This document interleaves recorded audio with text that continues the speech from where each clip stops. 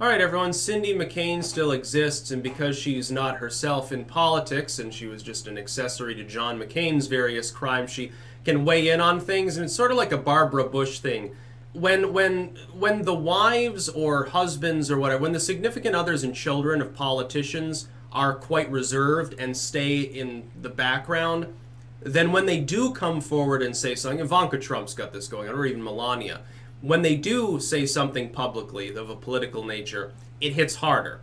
And so when Cindy McCain, primarily she doesn't do it, which is to her credit, by the way, the fact that she doesn't come out and make a lot of elaborate political speeches. She sort of just lives the domestic life. It's to her credit. When she comes out and rambles about the GOP no longer being the old Republican Party, it means that it gets more coverage. And I had to bump this for a couple of days because there were other things to report on, but I figured this needed to be reported on anyway because it's sort of funny. Basically, the idea is, well, the GOP has changed. It's not as inclusive anymore, which is bullshit, and I'll get into why. And so I don't know. I feel alienated by John's party at this point because basically Orange Man bad because Trump is there. The Republican Party has not become less inclusive. The idea that it's alienating people is crazy. The coalition of the Republicans has expanded. I say this as a non-Republican. I've never been a Republican. I've never registered as a Republican. I'll never be a Republican. I'll never have an R after my name. Same is true of the Democrats. Never going to join them either. There's no reason for me to join a political party because they fucking suck. By and large, it's so malleable anyway. You join a party, it starts standing for something totally different 5 years later. What's the fucking point? I'm not giving you any of my fucking money. I know how to use it way better than John McCain or Bob Dole ever could. Anyway, the GOP has grown its coalition. One of the first things upon becoming the nominee, what was when Trump accepted the nomination? What happened at the conference there with the Republicans? The Republicans stood up and clapped for an openly gay man from the log cabin Republican segment of the party that until very recently was an exceptionally small and powerless proportion, unless you count people who are in the closet. You know, Lindsey Graham exists. And Trump came up right after. That was basically the sub-keynote. Says, oh, I think it's wonderful. The Republicans wouldn't have done that a couple of years ago. Applauding them for that fact. Trump is a populist.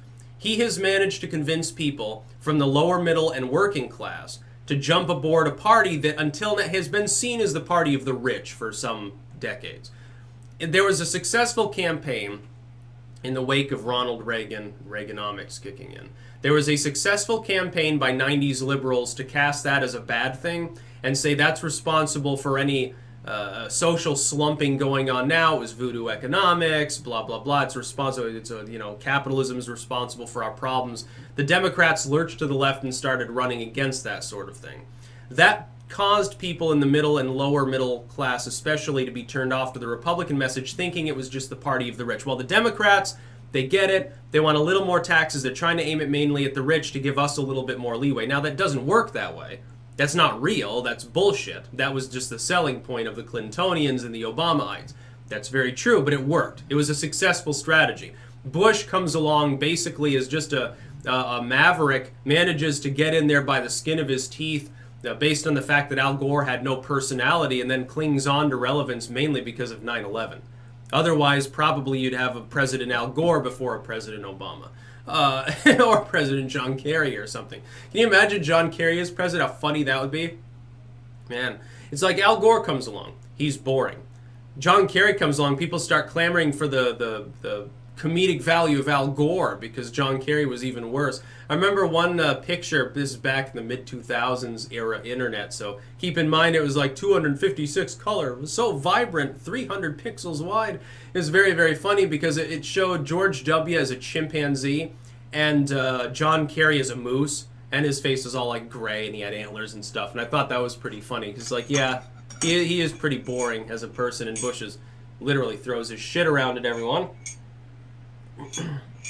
The GOP has gotten away from being, anti-gay marriage for the most part. It's dropped that issue.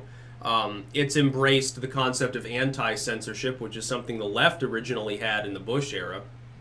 So the Republican and then the Republicans have become more economically populistic. How is it losing part of your coalition? If you're saying, hey, instead of whining and dining illegals, we're going to wine and dine the lower echelons of our actual population, which one of these groups can actually vote? So Cindy McCain is fucking, she doesn't understand political strategy, or she's just grandstanding. The GOP has alienated warmongers and coke smugglers and people like that. A bunch of rich, greedy corporations. She's just ruining the loss of rich, greedy corporations that funded John McCain's lifestyle. Well, how many houses did he have? Didn't he have fucking 7 houses? How did he get that on his Senate salary anyway? Wasn't his wife like rich to begin with and he married into the wealth or something? I can't remember. Yeah. Oh my God, Donald Trump pissed off Merrill Lynch. Donald Trump pissed off Goldman Sachs. Oh my God, all of my suit-wearing friends are all of a sudden they're Democrats or independents. Who fucking cares, dude? That makes the Republican Party better. You've purged a few thousand extremely rich, corrupt individuals, and you've purged a bunch of hateful individuals, and then a bunch of warmongers, and they became Democrats or went third party. So who cares? That's like the scum of the party. You want to get rid of these people, and meanwhile, you've absorbed millions and millions of working and lower middle class voters, especially in the Rust Belt. Trump's done a good job for the Republicans. Now we see how the Democrats react. During a paradigm shift, at some point, the Democrats have to have a reactive movement. I can see the seeds of that being sown with the far left, like the AOC crowd. The problem is I worry that long term, they're not stable enough to maintain a movement, and it'll be more like the Tea Party. That is, the Tea Party, the evangelical, more authoritarian, and at the same time, oddly, in some cases, libertarian, upswelling, especially at the state level in the Republican Party, could be mimicked by a movement within the Dems. You could see a far left, you could see something that's exactly the same as the Tea Party. You'll have an upswelling of Democrats.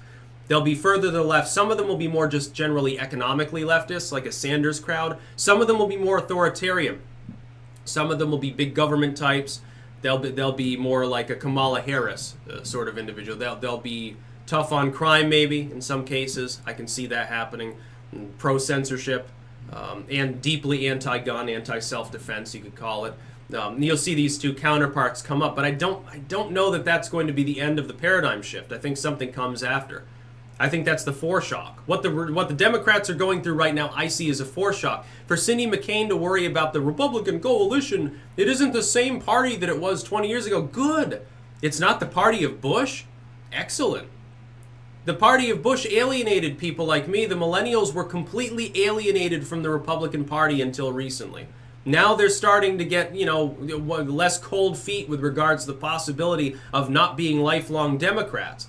Cindy McCain is just pissed off because people like John McCain and George W. Bush and Mitt Romney couldn't accomplish that.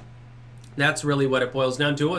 The Republican coalition was shrunk in the wake of the Bush administration by bad policy making there.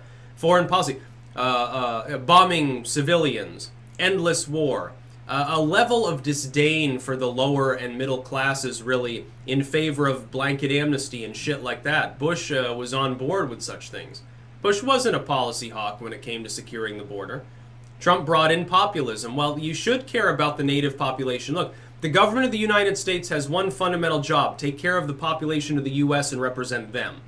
Anything else is secondary. It doesn't matter how important you perceive it. It doesn't matter human mercy, kindness, ethics, long-standing international norms. Fuck international norms. Not our problem. Not our founding. Not part of how the United States was meant to operate. It was meant to operate in an isolated capacity from such things. Do as we will. And if other people have a problem with that, it's their problem, not ours. That's about all.